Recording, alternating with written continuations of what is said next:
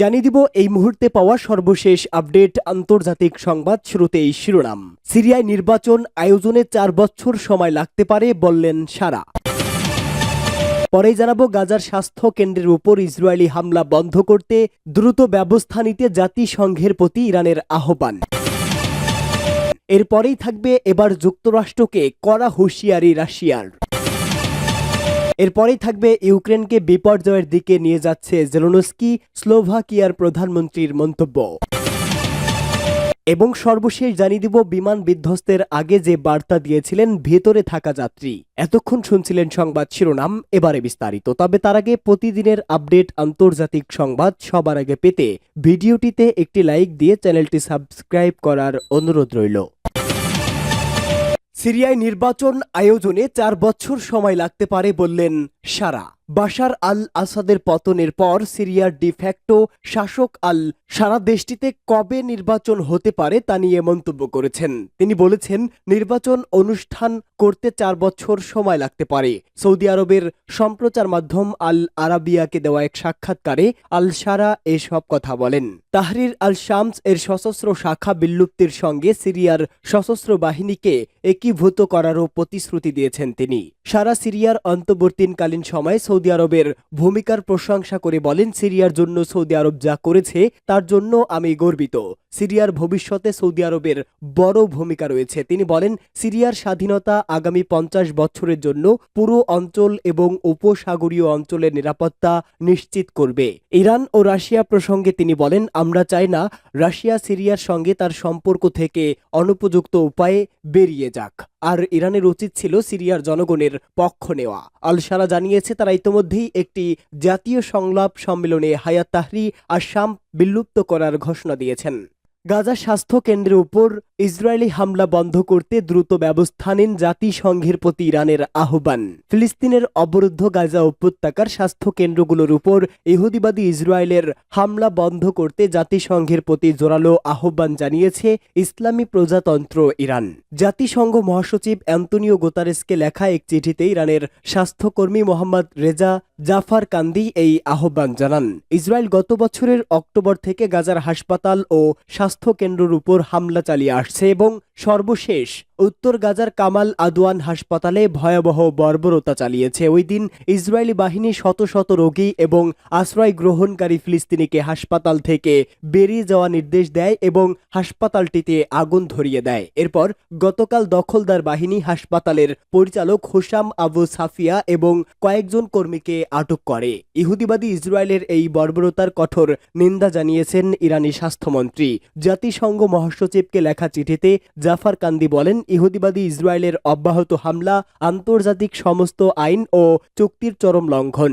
কিন্তু আন্তর্জাতিক সংস্থাগুলো ইসরায়েলের এই হামলার বিরোধিতা কার্যকর কোনো পদক্ষেপ নিতে কিংবা কোনো প্রতিক্রিয়া জানাতে ব্যর্থ হয়েছে। এ অবস্থায় ইসরায়েলের বিরুদ্ধে শক্ত অবস্থান গ্রহণের জন্য তিনি জাতিসংঘ মহাসচিবের প্রতি জোরালো আহ্বান জানান। যুক্তরাষ্ট্রকে হুঁশিয়ারি রাশিয়ার। সম্ভাব্য পারমাণবিক পরীক্ষা নিয়ে যুক্তরাষ্ট্রকে হুঁশিয়ারি করল রাশিয়া। রুশ উপপররাষ্ট্রমন্ত্রী সের্গেই রিয়ারকভ বলেছে, মস্কো ও পারমাণবিক পরীক্ষার সম্ভাব্য পদক্ষেপের পুরো পরিসর বিবেচনা করছে। নবনির্বাচিত মার্কিন প্রেসিডেন্ট ডোনাল্ড ট্রাম্পকে উদ্দেশ্য করে এমন সতর্ক বার্তা দিয়েছেন তিনি। খবর রয়টার্সের। পাল্টাপাল্টি হামলায় বহু ভয়াবহ আকার ধারণ করেছে রাশিয়া ও ইউক্রেন যুদ্ধ। বিভিন্ন অঞ্চলে একে অপরকে লক্ষ্য করে ব্যাপক হামলা চালাচ্ছে সেনারা। এরই ধারাবাহিকতায় ইউক্রেনের দৈনস্ক একটি বহুতল ভবনে রুশ বাহিনীর ড্রোন হামলায় হতাহত হয় কয়েকজন। দেশটির জাপোরিঝিয়া একটি শিল্প অঞ্চলেও এদিন হামলা চালায় পুতিন বাহিনী। একই সঙ্গে স্থল অভিযান চালিয়ে নতুন নতুন বসতি দখলও অব্যাহত রয়েছে তাদের। রুশ সেনাদের হামলা রুখতে তৎপর জেলেনস্কি বাহিনীও। রাশিয়ার ছোড়া বেশ কয়েকটি ড্রোন ভূপাতিত করার দাবি করেছে কিয়েভ। একই দিন রাশিয়ার সেনাদের অবস্থান লক্ষ্য করে পাল্টা ব্যাপক ড্রোন হামলাও চালিয়েছে ইউক্রেন। তাদের হামলায় জাপোরিঝিয়ায় কয়েকজন রুশ সেনা ক্যাপ্টেন নিহত হয়েছেন বলে খবর পাওয়া গেছে। রাশিয়ার সঙ্গে ইউক্রেনের যুদ্ধক্ষেত্রে উত্তর কোরিয়ার সেনারা ব্যাপক প্রাণহানির মুখোমুখি হয়েছে বলে জানিয়েছে হোয়াইট হাউস।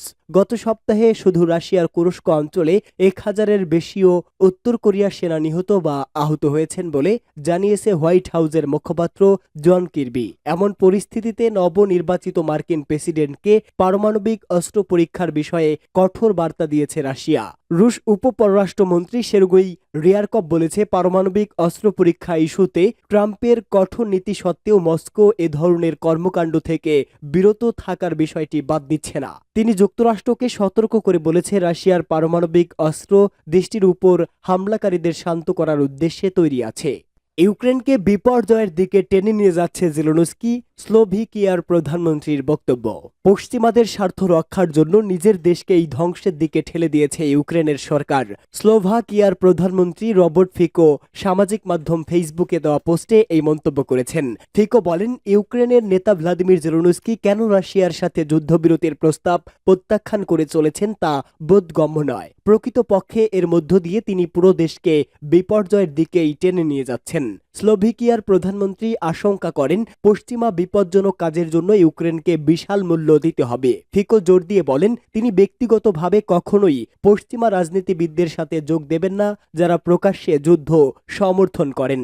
এছাড়া কোনো ভূ রাজনৈতিক স্বার্থ উদ্ধার এবং রাশিয়াকে দুর্বল ও বিভ্রান্ত করার প্রচেষ্টার নামে স্লোভরা একে অপরকে হত্যা করতে কখনোই সম্মত হবে না। ভিডিওতে তিনি জেলেনস্কিকে লক্ষ্য করে বলেন, পশ্চিমারা কেবল স্বার্থপর রাজনৈতিক ও ক্ষমতার কারণে জেলেনস্কির অনুরোধগুলো মঞ্জুর করছে। জেলেনস্কি বহুবার প্রকাশ্যে বক্তৃতায় এবং সামাজিক মাধ্যমে ফিকোকে আক্রমণ করেছেন। ফিকো বলেন, আমি আপনার অধীনস্থ সেবক নই, যে নিজের মতামত ব্যক্ত করতে পারে না এবং যার শুধুমাত্র আপনাকে সাহায্য করার বাধ্যবাধকতা রয়েছে এবং আপনার কাছ থেকে যে কিছু আশা করতে পারবে না। আগামী 1 জানুয়ারি থেকে কিয়েভ হয়ে স্লোভাকিয়ায় রাশিয়ার গ্যাস সরবরাহ বন্ধ করে দেবে বলে জেলেনস্কি সম্প্রতি যে প্রতিশ্রুতি দিয়েছে তারও নিন্দা করেন রবার্ট ফিকো। বিমান বিধ্বস্তের আগে যে বার্তা দিয়েছিল ভেতরে থাকা যাত্রীরা।